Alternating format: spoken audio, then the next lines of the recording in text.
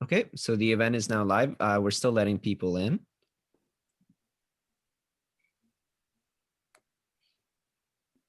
Can they hear us already? They can hear and see us, yes. Okay. Just joining now.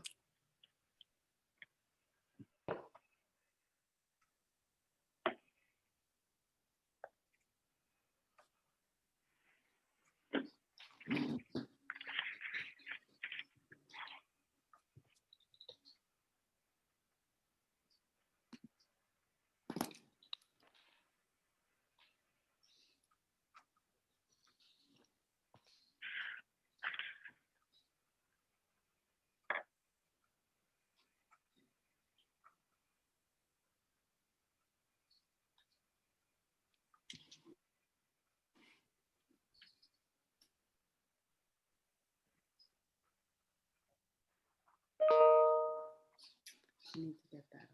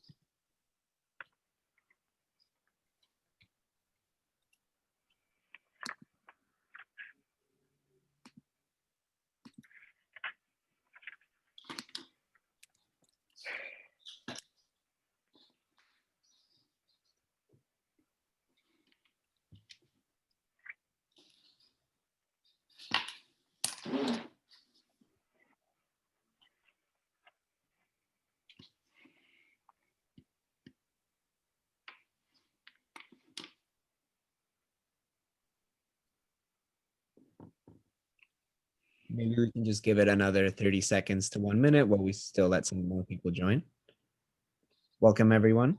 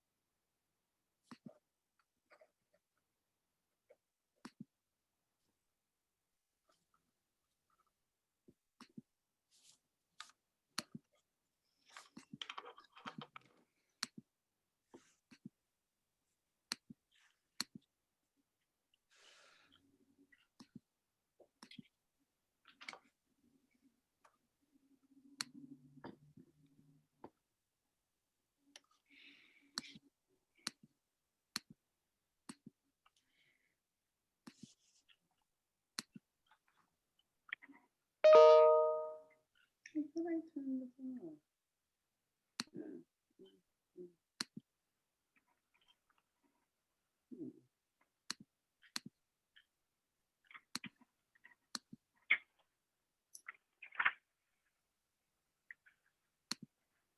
Hello, everyone.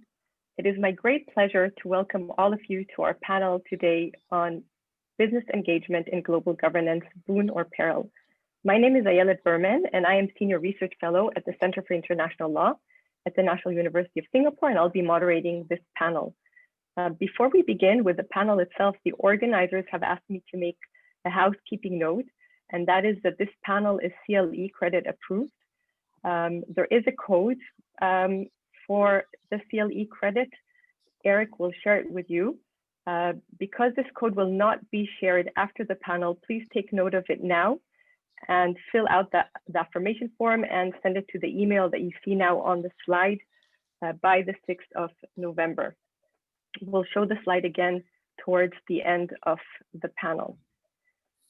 So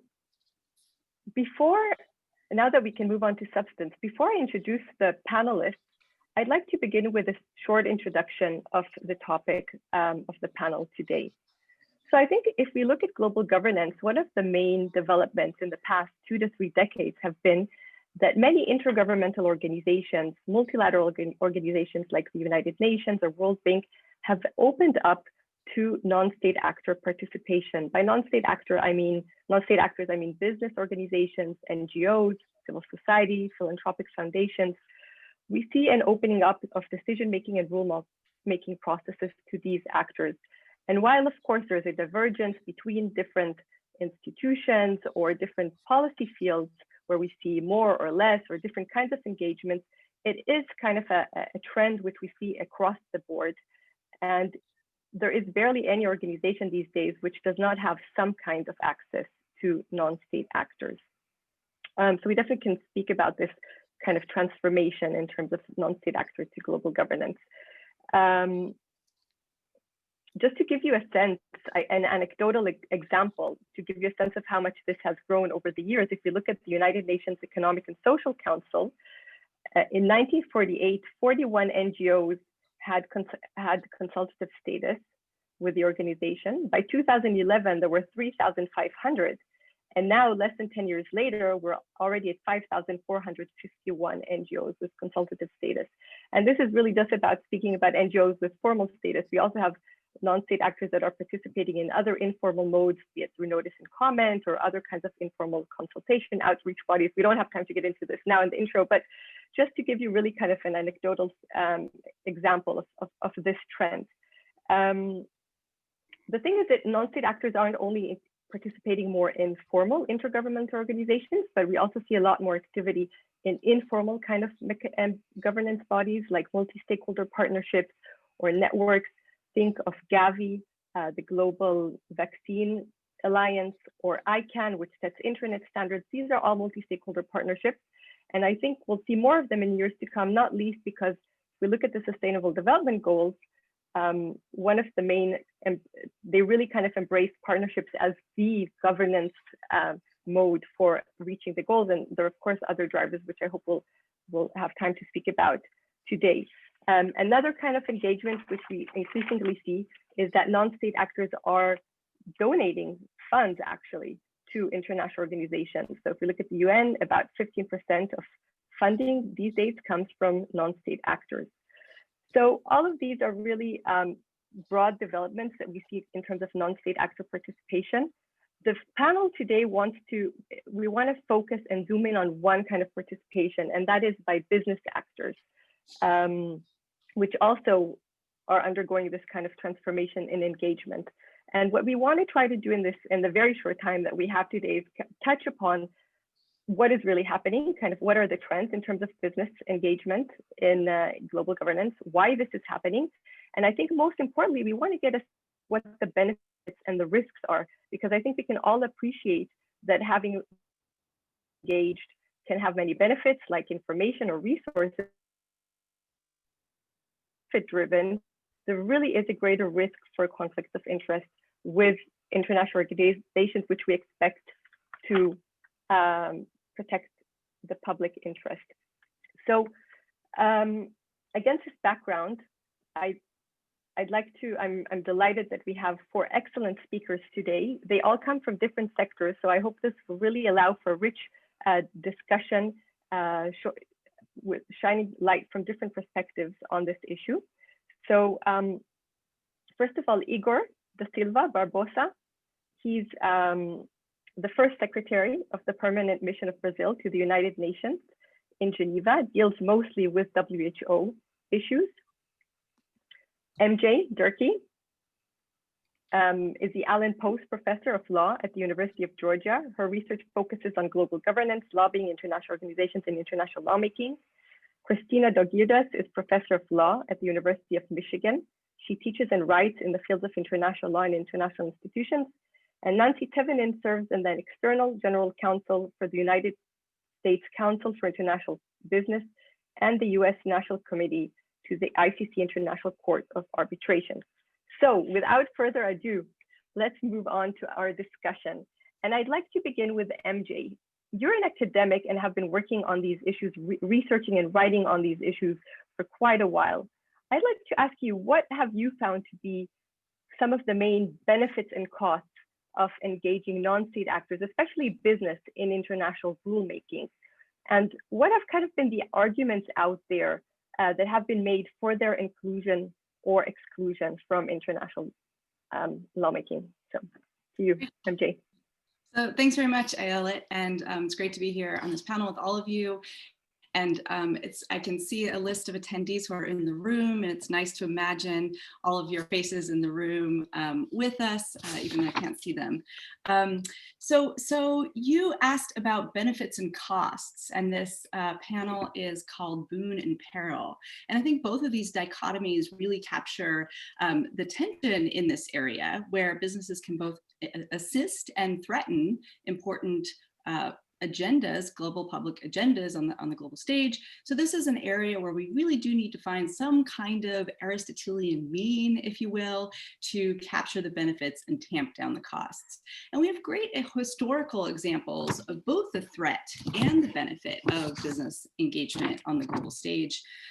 As for dangers, the World organization we've all been thinking about a lot in this past year, is a great example. It's been a site of a lot of battles, including an older example is highly organized efforts by the tobacco industry, which were often covert, where the tobacco industry hid behind NGOs, academics, developing world farming organizations to push their agenda at the WHO. And then we have newer stories about battles over sugar and pharmaceuticals and so forth. But at the same time, we have a number of really positive examples where industry representatives, business groups have been important partners in groups like UN Women. They've been contributors to a balanced process as far back as the International Labor Organization, right? They've provided a lot of expertise to support rulemaking at UNCITRAL and UNIDWA. So we have examples really falling on both sides of the spectrum. Business groups can really have both positive and negative effects. So the challenge for all of us is to again, find some sort of happy medium, find some way to balance the costs and the benefits. As for arguments for inclusion or exclusion, frankly, I really don't think that we've addressed this topic nearly sufficiently yet, right? A lot of this discussion about the rules governing non-state actor participation in international organizations has historically focused on these public benefit or public interest organizations. The NGOs we're typically thinking of, like Amnesty International, Greenpeace, Heifer International, Doctors Without Borders, you name it. But in fact, there was a great burst of enthusiasm about NGOs participating in the international, in global governance around the 1990s. With UN officials, Boutros Ghali, Kofi Annan, pushing it as a sort of a new participatory revolution. But then this enthusiasm started to wane after the 1999 battle in Seattle over the WTO, and how some NGOs started parting ways with the some aspects of the multilateral post-war order. But the important thing for our purposes is that there was not a parallel rush of enthusiasm over business participation in international governance, nor has there been critical analysis of their roles in international institutions, even though these groups have been active alongside NGOs all along. But we've seen, as I said, evidence of both boon and peril, as this panel has put. So the challenge for all of us is to find a way to facilitate the benefits or restrain the potential harms. And I would like to offer 5 factors that I think we should be thinking about in developing future reforms. So 5 factors. First, accountability to mission. Second, balance of perspectives. Third, transparency. Fourth, meaningful access. And 5th, administrability. So accountability to mission. Can an international organization pursue its mission without getting derailed by special interests or other distractions or destabilizing forces, right? Concerns about capture are concerns that the organization will begin to pursue a different mission, not its own, right? The mission of special interests. And some organizations have missions that demand more engagement with the private sector. Some have missions that will require more protection from it. But in designing reforms, the first consideration should be what participatory structure will help organizations hew to their missions. Second, balance of perspectives. So one of the challenges with opening up an international organization to non-state actors is that they can tend to amplify some perspectives and drown out others. And this has been a concern specifically with respect to developing versus developed world perspectives. It can also be a concern with government versus private or public versus private interests. So the important thing to think about is whether those who will be affected by the rule have meaningful access, and whether whatever structure you're choosing gives an equilibrium, right, between different interests. Third, transparency. So transparency, of course, can help with legitimacy. Allowing private groups access to the rulemaking process can also can enhance transparency by allowing those groups to disseminate information to their members. And of course, it's also a key rule of law value. It's really important to know who's participating in shaping law and policy. So fourth consideration is meaningful access, right? At many international organizations, non-state actors have some informal participation rights, like grounds passes, access to the agenda, maybe some power to raise agenda items, rights to sit in on meetings, but not much real input or not much real effect over the process unless they're lucky enough to secure seats on a national delegation. So to the extent we want non-state actor participation, we have to think about what kinds of access will actually be meaningful. Right? And this is particularly a concern if we want the kind of expertise and information that the private sector might have to offer. And my last consideration that we want to think about in any kind of participation or access structure is administrability. So are the access rules designed in a way that they're actually administrable by whoever the gatekeepers are, right? Is it really feasible for international organization officials to ferret out what interests a group represents, for instance, to the extent we want to have some rules that apply to some groups and others that apply to other groups, as the WHO has recently done, and others in this panel I'm sure we'll talk about. For example, to the extent we want different rules that apply to public health NGOs versus pharmaceutical reps, then we have to ask, do the gatekeepers have enough information and bandwidth to make those differentiations effectively? And this is an especially hard challenge because a lot of NGOs have partnerships and links and support by major corporations. So I will, in the interest of time, I'll leave it right there. And thank you, Ayla. Okay, super interesting, and I hope we'll be able to follow up on this as we continue with the panel. Nancy, I'd like to turn to you. You come from the business side.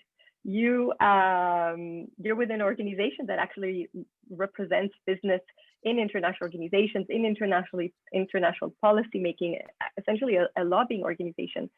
So I'd really be interested to hear from you. What is really the so we see this, this increase in participation, and we also know that at the national level, there's a lot of lobbying going on. So how much of this is kind of anecdotal at the international level, or how much of a strategy actually is there, a comprehensive strategy of international business to actually try to, influence or have a say at the international level? How much of a priority actually is it? If I'd enter a boardroom, is this really something that's important for international business? Do they treat it like they treat national lobbying, or is this?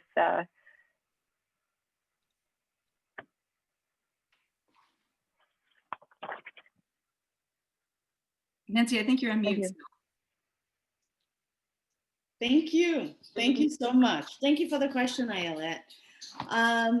First, I did want to take the opportunity to thank the American branch of International Law Association and the co-chairs of ILW for providing us with a platform to discuss today's topic. I'm on the board of ABILA, and so yay, ABILA. And to thank you again, Ayelet, and say good morning to everyone. I do work as external corporate counsel for USCIB, the United States Council for International Business. But today my remarks are mine alone and not those of ICC or USCIB. So working off of some of the things, some of the questions you had, which is very similar, like what is the strategy for international business with respect to influencing the work? My first thought was that I had an issue with the way the question was phrased coming from the business side. So yes, I do work, full disclosure, at USCIB, which is it is a policy group that advances the interests of US businesses that transact abroad. And they are the US National Committee to the International Chamber of Commerce, the US affiliate to the International Organization of Employers, and they're part of business at OECD. And so this is the background that I'm coming from. And now to your specific question, Ayelet. The question assumes that it is international business that's seeking to influence the work of international organizations. And I don't believe that's the case so much as both groups seeing benefits in sharing information and cooperating with one another. As an example, let's take the International Chamber of Commerce, ICC, or the original ICC. The ICC was founded in 1919, around the same time as the League of Nations.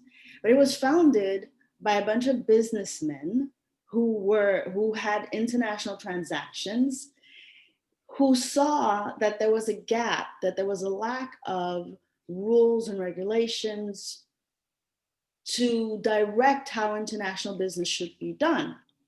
So they created, part of the reasons they created the International Chamber of Commerce was to establish a system of rules that would govern trade, investment, finance, and commercial relations. Again, mainly because governments and international organizations were not doing this. So instead of waiting for the governments or organizations to fill this gap, the business sector acted. And that's very important because that's one of the key differences, and I think one of the key reasons why organizations want businesses to engage with them, because they can act quicker and they understand what's happening on the ground. So businesses acted to set global standards for conducting business internationally. And how did they do this? So I'm going to give you 3 concrete examples, and then in answering your second question, I'll give you 3 other examples.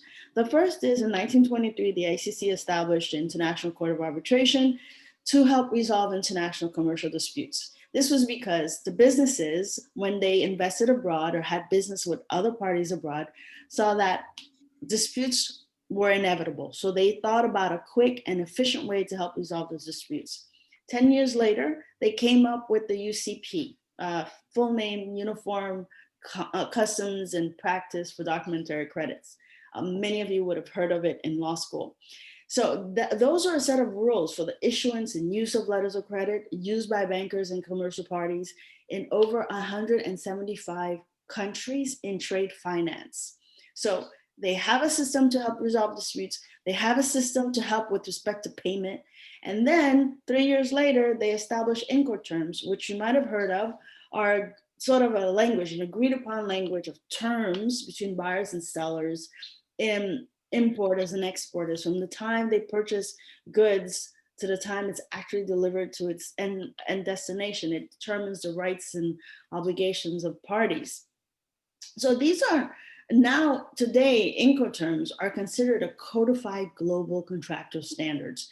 So this is an example, Ayelet, of international business organization not waiting for governments or other NGOs. They're just acting to address issues of concern to them. Now, to your second question, how much of a priority is it for businesses to have input in international rulemaking process? So what you'll see in the first 3 examples are businesses acting to regulate themselves in a way that helps them do business easier. And those sets of rules, agreed rules, they exist in tandem with laws and norms. They don't replace them, but to the extent businesses can agree, everything's fine. But then there are certain needs that they can't just agree to. So you'll have, for example, international business organizations such as the ICC partnering with the international customs organizations for ATA carnets, which is the international customs document that permits tax-free, duty-free importation and exportation of non-perishable goods. It's used in 75 different countries, including China. You would be surprised how many ATA carnet are involved in our daily lives. So, for the circus, experimental stuff, pharmaceutical, medical supplies, all of it. And then the example I love the best is the one of the New York Convention. The New York Convention, the first draft of it was presented by the ICC to ECOSEC, which then modified it slightly and then had the UN adopt it. And now it's considered the most successful treaty of the United Nations, having been signed by, I think, about 165 countries.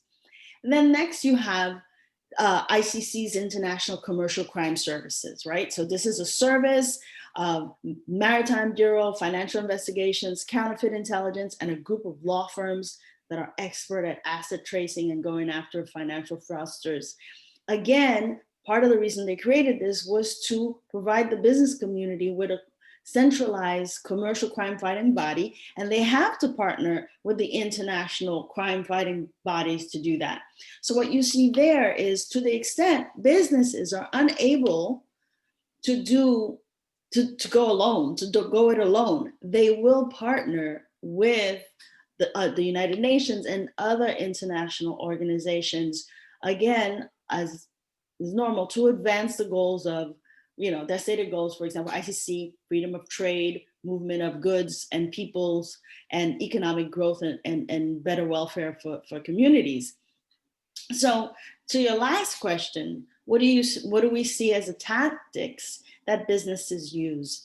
And I think for an organization, for me, as I see it, like ICC, when ICC says it's an institution that represents 45 million companies in over 100 countries, my thinking is, if you're an international organization, why would you not want to partner with an organization like that has the ear, the voice, the ability to help you get the word out to millions of companies, that includes millions and millions of workers, and that can affect the economies of the countries and the societies in which they're based.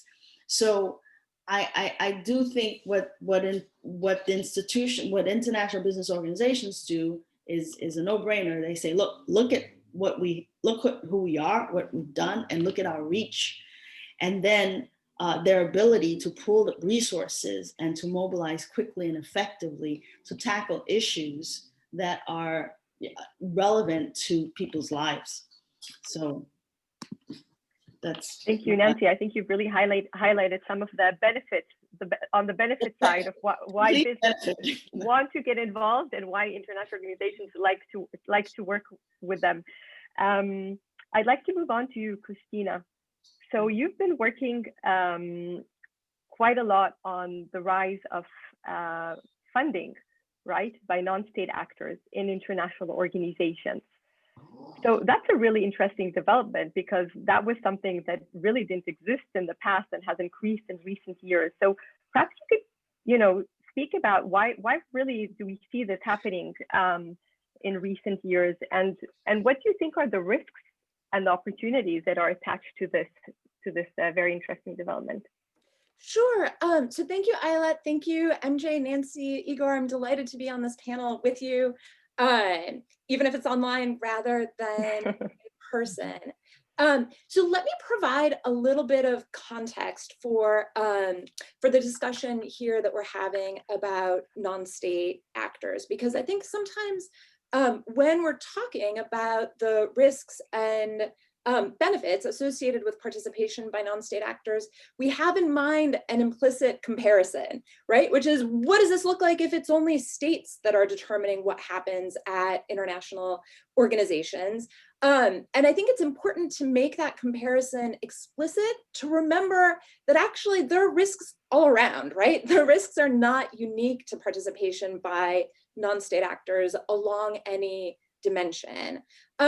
So in terms of sort of providing some context, I think one important bit of context is if we look at the history of intergovernmental organizations, right, to the moment when the UN system was founded in the wake of World War II, or even further back, the persistent story that we see is resources that are very small relative to the amounts that are necessary to achieve, right, the sometimes very aspirational goals that are set out in the charters of these organizations, right? The money has simply never been plentiful. And this means that actually going back quite a long way, international organizations have, right, they've had to hustle, they've had to come up with creative ways to find resources to be able to advance their mission. And so finding financial resources other than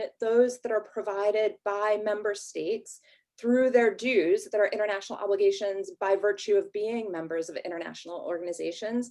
In some ways, this is actually an old story rather than a new story. So in the 1950s, the World Health Organization had an elaborate plan to sell stamps and seals to the public in order to raise money and to supplement, right, the rather meager amounts that states collectively were willing to provide. Right, so that historical baseline is important, even in comparison to sort of that historical baseline. What we're seeing over time across the board is a diminished willingness on the part of member states to fund, especially international organizations' regular budgets, right?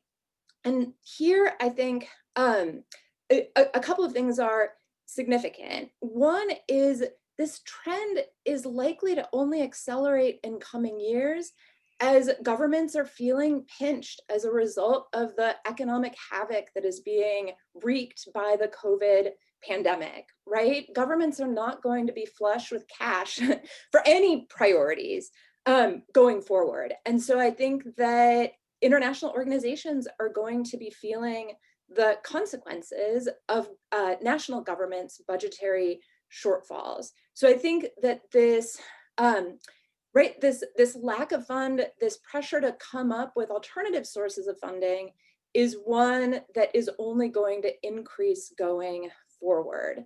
So while states have been less willing to supply money to international organizations' regular budgets, there are a couple of trends here that I think are important, again, in contextualizing the role of non-state actors. So states have been more willing to provide voluntary contributions to international organizations. And I think these are more attractive to states because when states provide voluntary contributions, they're increasingly earmarking them for particular projects, right? So these voluntary contributions aren't going into the general budget for the organization. They're going to pet projects that governments are interested in funding. So what we're seeing, right, is more voluntary contributions from member states.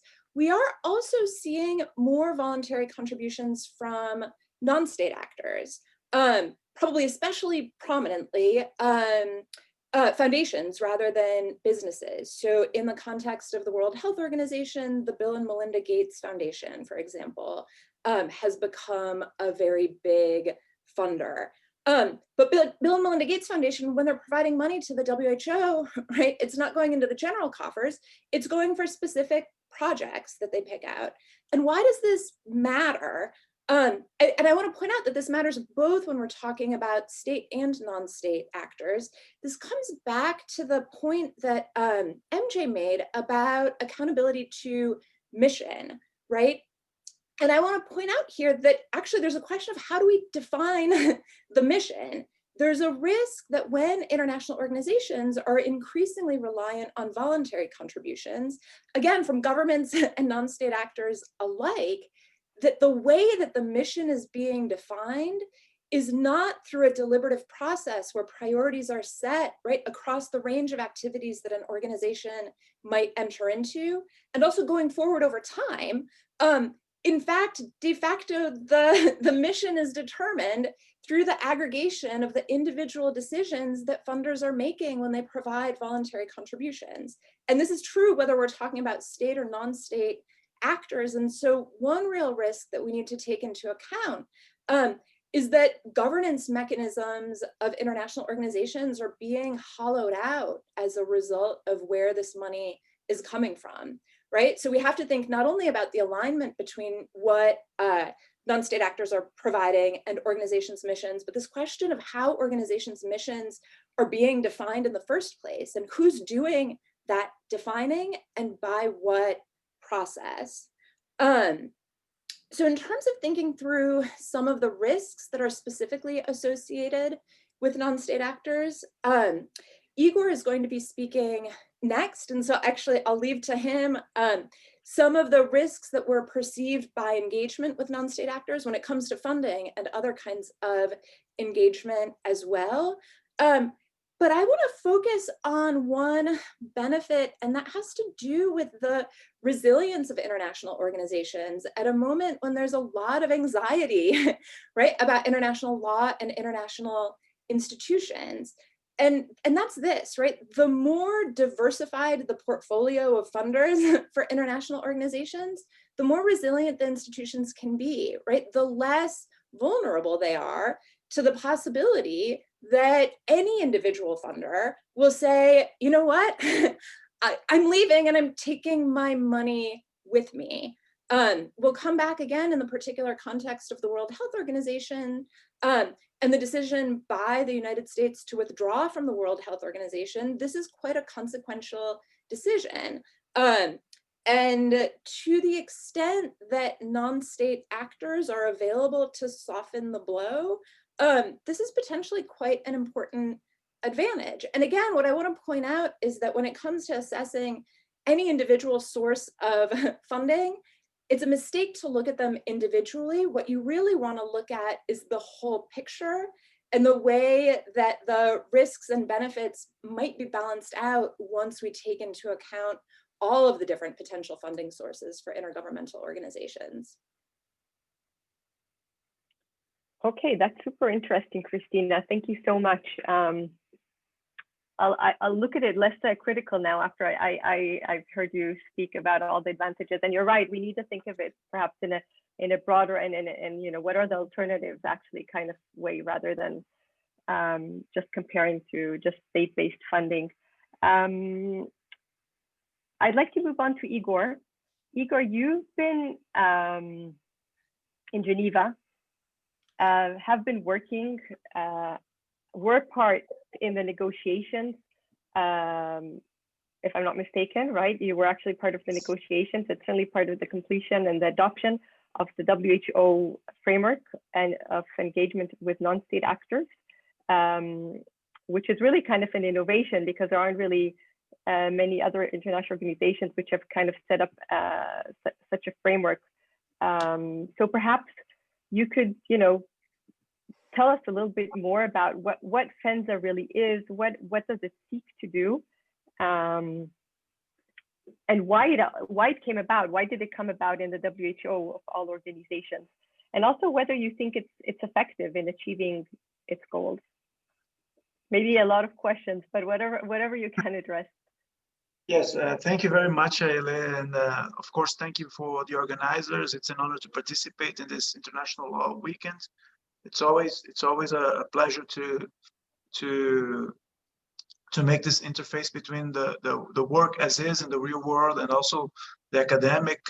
So we try to reflect and to rely on experiences to influence one another. Just to clarify, as Nancy said, I work for as Aile said, sorry, I work for the Brazilian government, but my views here are my own. And it has to do with the experience that I have, as Aile said, as a negotiator in WHO for over 4 years now. As I was just thinking here that there are so many issues and questions and so many interesting areas that were touched upon during these discussions. Maybe we could think about having a whole day of discussions about this specific issue in the future. It would be a pleasure to participate. But focusing here on the issues that you posed, FENSA is formally an annex to a World Health Assembly resolution, and it was thought as a means to kind of make a uniform policy for engagement of WHO and several non-state actors, several classes of non-state actors, because it's also a mistake to think about only the private sector. No, the non-state actors also involve NGOs, philanthropic foundations, as was said by Christina, and also academic institutions. And the problem that we had in WHO was that if you're not familiar with the organization, you would not know that it operates not only with its headquarters here in Geneva, but also with 6 regional offices and also more than 100 national offices, in-country offices. So there was a problem with the policies that were applied with regard to the relationship of all these institutions inside WHO. There was a lot of difference or different treatments, and this was a matter of complaint and the FENSA negotiation aimed at resolving this problem. FENSA also came around when we had just approved the SDGs, so the resolution 70/1 of the United Nations General Assembly, which called in SDG 17 for a greater level of participation and enhancing of the partnership. So it responded to mainly to those two issues. So on one hand, we do have the necessity to make a uniform policy throughout all the 3 levels of the organization, and also the necessity to spur and incentivize collaboration with non-state actors. Additionally, and as Christina very well put, the organization was and is growingly relying on funding that is not originated from member states, and also this kind of relationship had to be regulated, mainly because WHO, differently from some examples that we could have in other areas such as commercial and trade law, the WHO is mostly or should be mostly a policy setting organization. So it will come up and say, look, this medicine is good, this medicine is not so good. Look, this behavior is not so good, this product is not so good. So it is a policy setting organization, and many countries rely mainly on what WHO says about some products to guide its own policies, because not every country has its own bureaucratic capacity to build such regulations. So the concern inside WHO is a bit more evident, because we could have people that are paying, for example, for scientific studies, or people who are paying the salaries of certain employee of the organization, that they would say, look, you cannot have this or that conclusion. So to avoid this kind of situation, the FENSA was thought about, and it does provide for a very ample set of rules, lots of mechanisms, such as guidebooks for employees. We do have the general repository of organizations that do have. And in terms of its effectiveness, what we're trying to do now is to make it even more effective, because there is a process of review also of the FENSA going on. We are expecting some recommendations for further improvement and work inside the FENSA coming around. There are some reports of different treatments to some organizations. There are reports of due diligence studies that are not done as they should be done. So our aim with this review is to actually strengthen the policy and to implement it in a way that will provide the organization with a clear set of rules for this engagement. And this is how FENSA should be seen at. Just to conclude my remarks, we do hear sometimes even the WHO Director General saying that FENSA is not a fence or should not be considered a fence, because we do need cooperation between the organization and non-state actors. But I think that the interpretation there is a bit limited in my view. I think that FENSA, instead of being an obstacle to the engagement, it provides mainly to those employees a clear set of rules that should be applied, so they feel more comfortable to do what they have to do and to rely on those state actors. And then it would be different if there were no rules at all. So with this, I close my initial remarks. Thank you.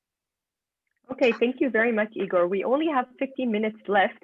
I'd like to tell the audience that, and Nancy, you have to leave. You're saying goodbye because you said you're leaving early. Yes, thank you so much. I'm sorry, I won't go to round 2 with you, but I enjoyed the presentations and learned a lot. Thank you so much. Thank you very much for joining us, Nancy. Have a good day. So I'd just like to tell the audience, if you have any questions, why don't you use the Q&A function, and we'll try to address some of these questions with the time that we have. So since we only have 15 more minutes, I still have some questions for the remaining panelists. So let's try to address them, within the limited time that we have. So MJ, before we were talking about the benefits and the risks, I'd be interested if you could kind of address and give an overview of the different kinds of actually engagement models, types of engagement models that that are out there. Yeah, great. Yeah, thank you. And this question pivots us back away from funding and more to access to the deliberative process and what rules shape rulemaking policy, or access to the rulemaking or policymaking process. And as Nancy said, informally, business groups and international organizations have been coordinating on policy and rulemaking since the League of Nations era. Formally, the post-war system, the UN system, created a clear hierarchy, right? And it's set up, and of course the informal system persists, but formally there's a clear hierarchy, and it's set up this really prominent ECOSOC accreditation model for participation by non-state actors in the law and policymaking of the UN. And a lot of models around the UN either piggyback on or borrow from this central ECOSOC model. And a lot of the innovations today in different models either borrow from this model or respond explicitly to, I will argue, 2 different critiques of this ECOSOC model. So let me very briefly, I'll try to keep very short, comment on what that model is and what these critiques are. And the model is an accreditation structure where, as you said in the introduction, Ayelet, about over 5,000 groups are accredited. This includes a healthy dose of industry groups like the International Chamber of Commerce, the World Coal Association, and other smaller business associations. And they're accredited right alongside our classic NGO groups. And once accredited, all of these groups can send representatives to sit as observers at meetings, present written oral comments, raise agenda items, and lobby informally at the halls of the UN or various organizations. But the model has 2 basic problems when it comes to business groups. First, it doesn't really regulate them very well, right? The screening mechanism doesn't apply to them very well. It focuses on internal governance and whether the leaders of a group are democratically chosen, whether there's a constitution, et cetera, rather than regulating the kinds of things we care about in the context of business, like who are its major donors, what interests represent, right? So it doesn't regulate business groups very well. Second, that central ECOSOC model doesn't give a very meaningful quantum of access to people that it accredits, right? Non-state actors can make comments but can't vote. They can informally lobby and circulate proposals, but really it all sometimes adds up to a sideshow.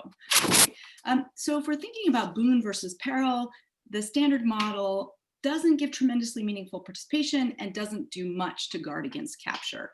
So we see that arising as responses to these two basic criticisms, right? On the one hand, we have PHENSA, which Igor was talking about at the WHO, Framework for Engagement with Non-State Actors, responding to the fact that ECOSOC doesn't regulate well enough, right? It doesn't inquire into what interests these groups are representing. So we're trying to weed out, or we're trying to differentiate, for instance, tobacco interests from public interests, and so forth.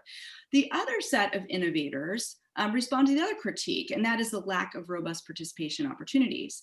And so this group of organizations is moving instead towards these robust multi-stakeholder models that increase the participation of non-state actors, giving them full membership and voting rights. And we see this in innovations like UN Women, Gavi, as you mentioned, Ayelet. The International Labor Organization, of course, is the most classic example of this.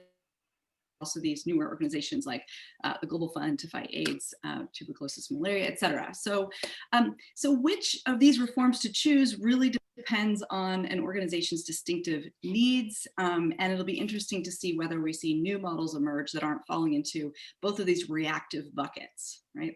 All right, I'll leave it there. Okay, thank you very much. Christina, going back to PHENSA and financing. So Sure. Igor mentioned PHENSA and you've spoken about financing. And what is your take on PHENSA? Do you think it's effective in addressing, does it at all address the issue of funding by non-state actors, or what should be done beyond PHENSA? Sure. In your opinion? Sure. So PHENSA, I think, is a good start. And I think PHENSA was really innovative, and it's something that international organizations across the board should be considering very carefully. One of the things that I think PHENSA does that is particularly important, building on some of Igor's comments, is that PHENSA distinguishes between different kinds of work that international organizations do, right? And so the place where we really need to be worrying about funding influencing outputs, I think, are in two areas of work that international organizations do. And I have to say, this applies both to funding by non-state actors and I think voluntary contributions from governments, which are completely unregulated by PHENSA, right? So the two areas where I think we need to be most concerned are standard setting, right? Normative work where the organization is doing things like evaluating medicines, promoting particular policy mechanisms, right? That kind of normative standard setting work. The other is places where international organizations are evaluating what member states are doing against some standard and calling them out when they fall short, right? And both of these are places where if we worry that the organization's output is unduly influenced by where the funding is coming from, then that output is going to lose its legitimacy, it's going to lose its effectiveness. And I think that can happen both if people know where the money is coming from and see a problem there, but also if they're left to wonder where the money might be coming from, right? And they worry that an international organization's critique or lack thereof of a member state is a function of where that money is coming from. So I think that normative and standard setting work by international organizations is where we ought to be most concerned. And so just to come back, Ayelet, to your question about expanding PHENSA and recognizing that we have a lot to cover and not nearly enough time to do it, besides expanding PHENSA across organizations, I think we need to think hard about expanding something like PHENSA to regulate voluntary contributions from member states, because I think there are a lot of problems, potential problems, associated with voluntary contributions from member states. And it's not that they're categorically bad, right? In fact, they're essential as a source of resources. But I think in the same way that PHENSA thinks about how to regulate engagement with non-state actors, I think that regulating voluntary contributions from member states is something that hasn't gotten nearly the attention that it deserves. Yes, absolutely. I think it really hasn't received any attention so far whatsoever, especially since these are member state-based organization. So the assumption is basically that it's legitimate, and the main issues really have been around non-state actors. So we have just a couple more minutes. I'd like to finish with a question to Igor. I mean, we'd be amiss not to mention COVID-19 and its impact on these issues, right? Especially, you're there at the WHO. What has been your impression? What has been the impact of COVID-19 on the issue of non-state actor participation? Do we see more? Do we see less? How has that impacted FENSA? Do you think is FENSA effective in these kind of emergency circumstances? So yeah, your take on that would be really interesting to hear. And also the other issue that you'd mentioned, the WHO is going through a reform process. How do you think that's gonna? What is the direction you think that's gonna go be addressed there? Yeah, undoubtedly the pandemic has impacted the work of everyone in the world, especially when we're dealing with a reality here in Geneva that's based on organized meetings and encounters and bilateral discussions. But we've been relying a lot on the virtual world. But the thing is, it's been difficult. For example, this is a very clear example on how the pandemic has impacted on NSA's participation, is that NSAs were not allowed, for example, to make oral statements during the virtual meetings that we had in May, because they were very short sessions that we had to address a lot of bureaucratic necessary issues. So there was limited time, and one of the things that were cut was the participation of NSAs. There was a lot of outcry, but I think that by the end of the day, what happened is that we could not hear properly what the NSAs thought. On the other hand, we do have a reality that also highlighted the need of even greater support for the organization from NSAs. So the organization now faces a huge amount of work that it would need to do, and it could rely on NSAs to share this burden. But then again, the FENSA is not as flexible as it could be to address this issue. And maybe this is going to be one of the takes that we're going to bring with us from this experience through the review exercise that we are seeing within the WHO. Try to create some sets of emergency rules to rely on NSAs. I could think of some examples. For example, if you could rely on a company distribution network to distribute medicines, to rely on a virtual platform to disseminate information. This has been done in a limited way, but there's no specific rule inside FENSA that would allow for this emergency use or anything like that. I think that FENSA is operating normally in terms of its bureaucratic side, receiving applications and giving feedback.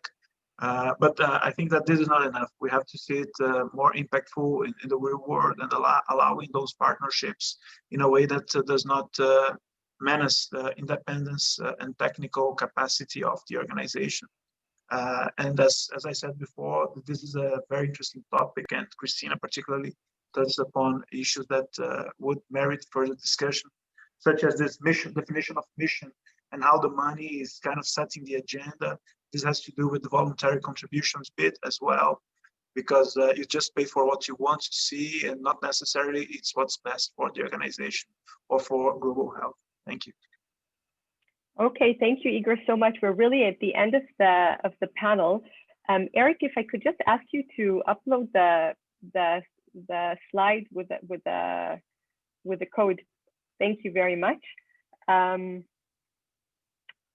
It's quite clear we could go on and speak about these topics, and I hope we have another opportunity to do so. Perhaps one day we'll be able to organize a longer workshop on these topics.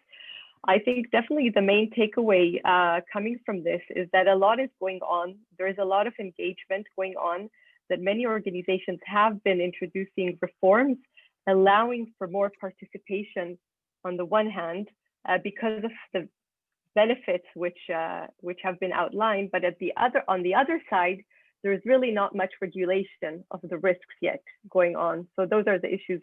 And then the question is, what do we do about it? WHO is really, the FENSA is kind of a first step in that direction, but it's not clear that that's enough. And that's where all these discussions come in, and you know, such as the factors which MJ mentioned, and the other issues also which Christina mentioned. So we definitely need to think more broadly and more deeply about what to do about this going forward. But I think this brings our webinar to an end. And I'd like to thank all of the panelists and the audience and the organizers for this panel. And I hope you've enjoyed it as much as we have. Thank you very much. Thank you, Ayelet. Thank you.